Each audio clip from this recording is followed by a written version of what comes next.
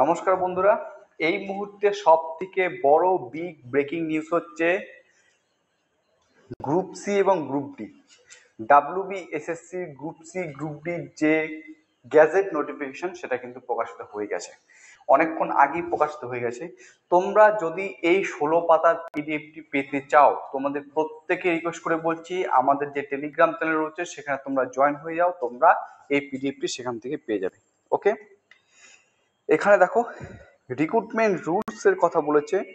This rules may be call the West Bengal school service commission for the post of non technical staff rules 2025। ঠিক আছে, আমি এখানে পিডিএফটা আমি টেলিগ্রাম চ্যানেলে দিয়ে দিব, সেখানে তোমরা 16 পাতার পিডিএফটা ভালো করে দেখে পড়ে নিতে পারবে। কিন্তু আমি এখানে যেটা তোমাদের বলবো সেটা হচ্ছে গুরুত্বপূর্ণ পয়েন্টগুলো। ঠিক আছে, এই পিডিএফ এর যে গুরুত্বপূর্ণ পয়েন্টগুলো রয়েছে সেইগুলো তোমাদের সাথে তুলে ধরার চেষ্টা করব, যাতে তোমাদের সময়টা বাঁচে। ঠিক আছে, সময়টা যদি তোমাদের না নষ্ট হয়। তো আমি তোমাদের প্রথমত যে বলবো সেটা হচ্ছে এডুকেশন কোয়ালিফিকেশন এবং এজ লিমিট সম্বন্ধে। ওকে, ক্লিয়ার? দেখো, এখানে মূলত তিনটি পোস্টের কথা বলা হয়েছে, একটা হচ্ছে লাইব্রেরিয়ান, একটা হচ্ছে ক্লার্ক, একটা হচ্ছে গ্রুপ ডি। তো লাইব্রেরিয়ান এই পোস্টের জন্য যেটা দরকার সেটা হচ্ছে ব্যাচেলার ডিগ্রি লাগবে। ব্যাচেলার ডিগ্রি কিসে? General stream, arts, science, commerce as regular. ঠিক আছে, প্রাইভেট হচ্ছে candidates or through distance mode of education যদি তোমার থেকে থাকে তাহলে তুমি এখানে অবশ্যই আবেদন করতে পারবে। বয়স লাগবে 20 থেকে 30 বছরের মধ্যে হয়ে থাকলে আবেদন করতে পারবে। ক্লিয়ার? সরকারি নিয়ম অনুযায়ী যে বয়সের ছাড় পাওয়া যায় এসসি এসটি ওবিসির ক্ষেত্রে সেটা তো পেয়ে যাবে তোমরা।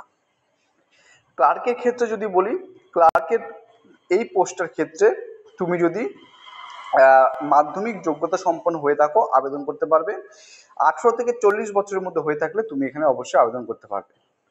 আর গ্রুপ ডি পোস্টের ক্ষেত্রে যদি বলি, কোনো স্বীকৃত শিক্ষা প্রতিষ্ঠান থেকে যদি ক্লাস 8ম শ্রেণী পাস হয়ে থাকো অবশ্যই আবেদন করতে পারবে। 18 থেকে 40 বছরের মধ্যে হয়ে থাকলে তুমি এখানে অবশ্যই আবেদন করতে পারবে। ঠিক আছে, এবং যেটা তোমাদের বলি selection the post of librarian. Librarian এই পোস্টের জন্য যেভাবে তোমাদের মানে মার্কস, যেটা নম্বর যে বিভাজন যেটাকে বলা হয় সেটা দেখো, রিটেন এক্সাম হবে ওমেয়ার বেস, যেখানে 75 মার্কস থাকবে।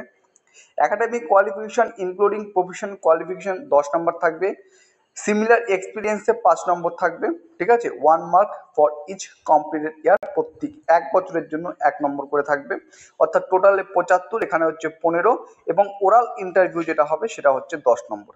তো টোটাল মার্ক যেটা আমার হয়ে যাচ্ছে সেটা হচ্ছে 100। ঠিক আছে, ক্লিয়ার? বুঝতে পারলাম লাইব্রেরিয়ান পদের জন্য।